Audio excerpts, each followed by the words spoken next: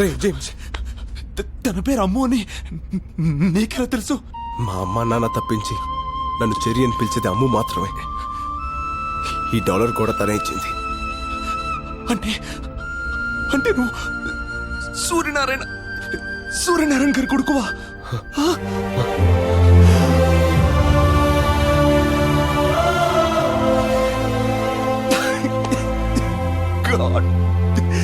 ఉండు, ఒక్క నిమిషం ఉండు.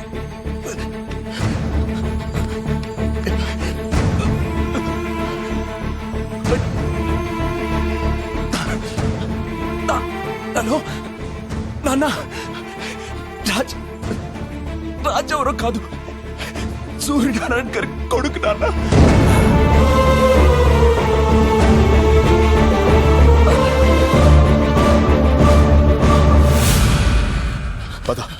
హాస్పిటల్కి వెళ్దాం.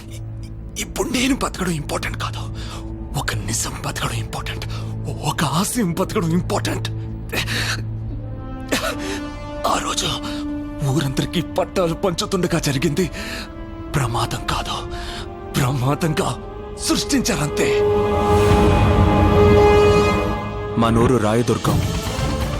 ఆ గ్రామ ప్రజలకి కనిపించిన దైవం సుంకులమ్మ అయితే, కనిపించే దేవుడు మీ నాన్న సూర్యనారాయణ. మీ నాన్న రఘుపతి గారు కాలేజ్ రోజుల నుంచి ప్రాణ స్నేహితులు. వారిద్దరి మధ్య ఉన్న స్వచ్ఛమైన స్నేహం వల్ల మీ నాన్న మాట కోసం రఘుపతి గారు తనకున్న 3000 ఎకరాల్ని రాయదుర్గం కూలీలకి కౌలుకిచ్చి వాళ్లకు బతుకుదెరువు చూపించారు.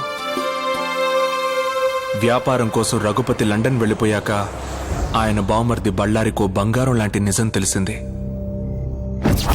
సార్, మీ గెస్ చాలా కరెక్ట్. మీరు అనుకున్నట్టు ఈ మట్టి ఈ ఏరియాలోది. ఏ 3000 ఎకరాలైతే రఘుపతి గారు రైతు కూలీలకి కౌలుకిచ్చారో అందులో ఏ గ్రేడ్ ఐరన్ ఓర్ ఉంది. తవ్వి అమ్ముకుంటే ఇంట్లో బాత్రూమ్స్ కూడా బంగారంతో కట్టించుకోవచ్చు. ఈ జనానికి అనుమానం రాకుండా ఉండకోసమే పైన పవర్ ప్రాజెక్టు, కింద మన ప్రాజెక్టు. తవ్వుకున్నోడికి తవ్వుకున్నంత. ఈ ప్రాజెక్టు కట్టేది మీ పిల్లలకు ఉద్యోగాలు ఇవ్వడం కోసం, మీ బిడ్డల బతుకులు బంగారం చేయడం కోసమేనని జనాన్ని ఒప్పించారు. ఫ్యాక్టరీ పడిందంటే ఇంకా మన పిల్లల బతుకులు బంగారమే. ఉద్యోగాలు, ఫ్యాక్టరీలు అంతా అబద్ధమని, నేలతల్లి గుండెల్ని తవ్వి ఇనుప ఖనిజం అమ్ముకోవడానికే ఇదంతా ఉపాయమని ఎన్నో విధాలుగా నచ్చచెప్పడానికి ప్రయత్నించారు మీ నాన్న. ఇనప ఖనిజం పడితే మాకేంది, బంగారం పడితే మాకేంది. మా గిన్నెలో ఇంత మొత్త పడాలయ్యా, మా దారిని మమ్మల్ని వదిలేయ్యా. కానీ గొర్రె కసాయివాణ్ణి నమ్మినట్టుగా ప్రజలు బళ్ళారి మాటనే నమ్మారు. ఏందయ్యా ఇది? వాళ్ళకి లేని బాధ నీకెందుకు చెప్పు? వాళ్ళు పసిబిడ్డల్లాంటి వాళ్లే, మనమే మార్చుకోవాలి. రఘుపతి లండన్ నుంచి రాగానే ఈ విషయం గురించి మాట్లాడతా. వాడు నా మాట కాదంటో. ఎక్కడే నిజాన్ని శంకుస్థాపనకొస్తున్న రఘుపతికి చెప్పేస్తాడోనని రాత్రికి రాత్రే మీ నాన్నని ఎత్తుకెళ్లారు. రఘుపతి ఊరు వదిలి వెళ్లే వరకు నోరు విప్పితే నిన్ను మీ అమ్మని చంపుతానని బెదిరించారు. ఆ తర్వాత రోజు రఘుపతి గారు లండన్ నుంచి వచ్చారు. ఊరందరి కళ్ళు రఘుపతి గారి కోసం చూస్తుంటే ఆయన కళ్ళు మాత్రం మీ నాన్న కోసం వెతికాయి. సూర్యనారాయణ వేస్తాడనుకున్నాను. ఏడి బళ్ళారి వాడు పేదోళ్ళకి మేలు జరిగితే మొక్కు తీర్చుకుంటానని శ్రీశైలం వెళ్ళాడు. ఓహో, ఏదైనా ఒకరోజు తెల్లవారుజామున సూర్యుడన్నా ఆలస్యంగా వస్తాడేమో కాని నేనొచ్చానని తెలిస్తే సూర్యనారాయణ ఆలస్యంగా రాడే అని అనుమానించాడు. ఆ అనుమానంతోనే ఇంటికెళ్ళాడు. మీ అమ్మ పెట్టిన కన్నీళ్లతో జరిగింది తెలుసుకున్నాడు.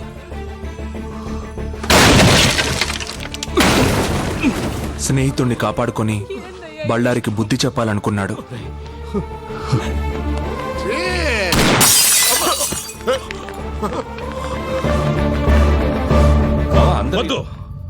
పొండి, ఊరొదిలి వెళ్ళిపోండి. బళ్ళారి అవమానంతో ఊరిని వదిలాడు కాని బావ ఆస్తిని వదులుకోలేకపోయాడు. మన ఊళ్ళో ఈ రోజు నుంచి కౌలుదారులుండరు, పట్టాదారులే ఉంటారు. వచ్చే పౌర్ణమి రోజు నా కూతురు చైత్ర పుట్టినరోజు. ఆ రోజు సుంకులమ్మ సాక్షిగా నా కూతురి చేతుల మీదుగా మీకు పట్టాలిచ్చి మిమ్మల్ని శాశ్వతంగా రైతుల్ని చేస్తాను. మీరు అనుకున్నట్టుగా కుటుంబానికి ప్రమాదం తలపెడితే యావదాస్తి ట్రస్టుకు పోతుంది తప్ప మీకు దక్కదు. ఏ క్లాస్ కైనా ఏదో ఒక బొక్క ఉంటుంది కదంటయ్యా, కాస్త ఎత్తుకు చూడు. ఒక్క అవకాశం ఉంది. రఘుపతి గారి తదనంతరం ఆస్తి ఆయన కూతురికి వెళ్తుంది. అవును. 18 సంవత్సరాలకి ఆ పిల్లకి మైనారిటీ తీరిపోతుంది. ఆ తర్వాత ఒకే ఒక్క సంతకంతో ఆస్తి అంతా మీ సొంతం అవుతుంది. తెల్లవారితే కూలీలంతా రైతులవుతారు. తెల్లవారింది. ఊరంతా పండగ వాతావరణంలో బయలుదేరారు. కానీ నువ్వు కలువపోలకు వెళ్ళగానే దారుణం జరిగింది.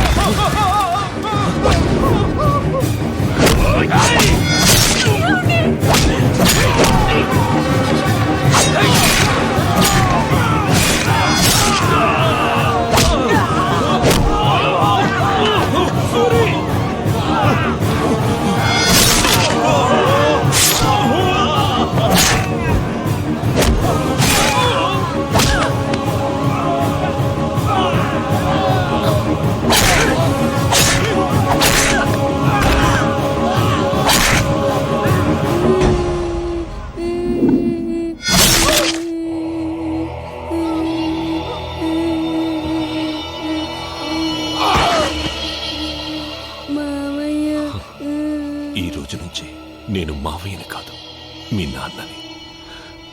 ఆస్తి కోసం అమ్ము నక్కును చేర్చుకుని తండ్రయ్యాడు బళ్ళారి. బతికిన వాళ్ళని బెదిరించి బాణాసంచా కాలుస్తుండగా ట్రాన్స్ఫార్మర్ పేలి ప్రమాదం జరిగిందని ఊరిని పోలీసుల్ని నమ్మించాడు. నీళ్లతో తడవాల్సిన నేల నెత్తురుతో తడిసింది. మట్టి కోసం పోరాడిన మీ నాన్న మట్టిలోనే కలిసిపోయాడు.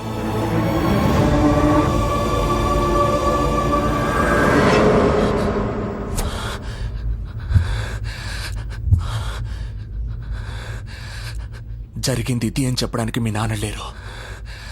ఇప్పుడు ఆ అవకాశం నీకొచ్చింది.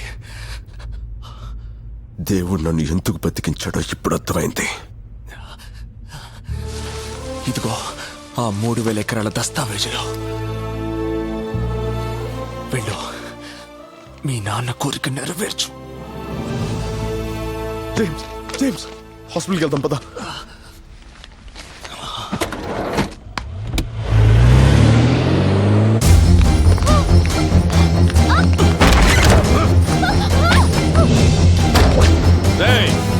బళ్ళారికి ఫోన్ కొట్టండ్రా.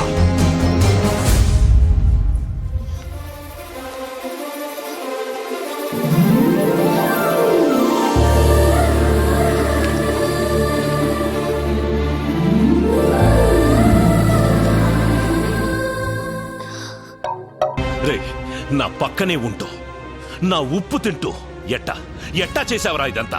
నిన్ను చూసే నేర్చుకున్నాను బళ్ళారి. చంపరా! 1000 గడపల్లో దీపాలు వెలగాలంటే మన ఇంటి దీపం ఆరిపోయినా